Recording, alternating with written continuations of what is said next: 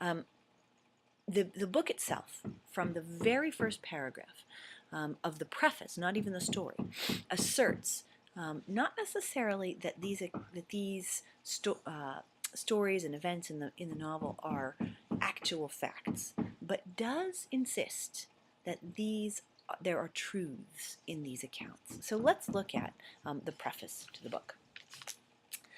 This vivid and startlingly new picture of conditions brought about by the race question in the United States makes no special plea for the Negro, but shows in a dispassionate, though sympathetic manner, conditions as they usually exist between whites and blacks today. Special pleas have already been made for and against the Negro in hundreds of books, but in these books either his virtues or his vices have been exaggerated. This is because writers in nearly every instance have treated the colored American as a whole. Each has taken some one group of the race to prove his case. Not before has a composite and proportionate presentation of the entire race, embracing all of its various groups and elements, showing their relations with each other and to the whites, been made. So right away, the preface says most people who offer presentations of African Americans at the turn of the century tend to assume that one person or one small group of people stands for the whole. What this book says is, and what it will show, is that there is not one type of African American person, right? There are lots of different levels of education. There are different sensibilities. There are people who work hard for a living and try to better themselves. There are people who are lazy and shiftless. There are people who are prone to violence. There are people who are extreme pacifists. There are people who are lazy. There are people who are incredibly intelligent and hardworking. In other words, the members of what at the time was called the Negro race are as varied and as individual as the members of the white race, right? You can't just lump everybody together and say, this is what all white people are like. And similarly, you can't just lump everyone together and say this is what all Negroes are like, right? And so this novel says every representation before has tried to make generalizations. What I'm going to do, what this book is going to do, is show you different types of people, give you a sense that there's not a single portrait that covers everyone, and in the process offer a picture that is more accurate, that is more realistic. So right up front, here we have this assertion: there are truths in this book. Truths that may be uncomfortable, right? Truths that may be difficult for people to grasp, or that they may not want to face. Now, this novel, all the way through, moves back and forth between two key goals.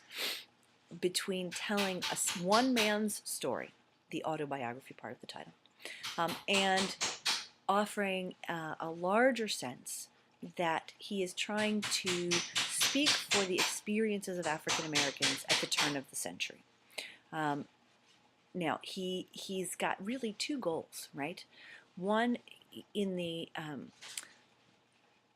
sense that he's speaking, that notion that he's speaking for a culture, speaking for a group of people that he's trying to represent more accurately than anyone has done before, what it means to be African American. He insists on two things. One is the fundamental sameness of all human beings. There are a number of stories that he tells, little stories that come up throughout the novel, that suggest all human beings have certain similarities. So, for example, when he talks about falling in love with his music teacher, or with the violin playing girl that he's supposed to accompany, right? And she's a few years older than he is, and he's enamored of her beauty, and he sort of falls head over heels with her, and he's got this kind of pure love. One of the things he tells us is that this is how young men in love are, right? And the idea is that all young men in love behave in this foolish, sort of puppy dog way. They fall in love with girls a little older than themselves. He's 14 and she's about 18. And he sort of insists this is what happens when young men are in love. all young men, right? It's not about being a white young man or a black young man or anything else. It's just young men in love do this. Um, the other important point that he makes is that to be black in America is to have all of your experiences filtered through the frame of race. He says in multiple ways, and we'll look at some of those passages in a few minutes, that it is impossible to think of oneself simply as a man because the culture insists that he think of himself as a black man, that he be treated as a black man, not just as a man. And so he's struggling with that conception. Those are a couple of key things that he is trying to convey here. First, that he is never allowed to forget his race, and second, that he should be allowed to forget his race. That in fact, human beings have fundamental characteristics and qualities that are identical no matter what their race.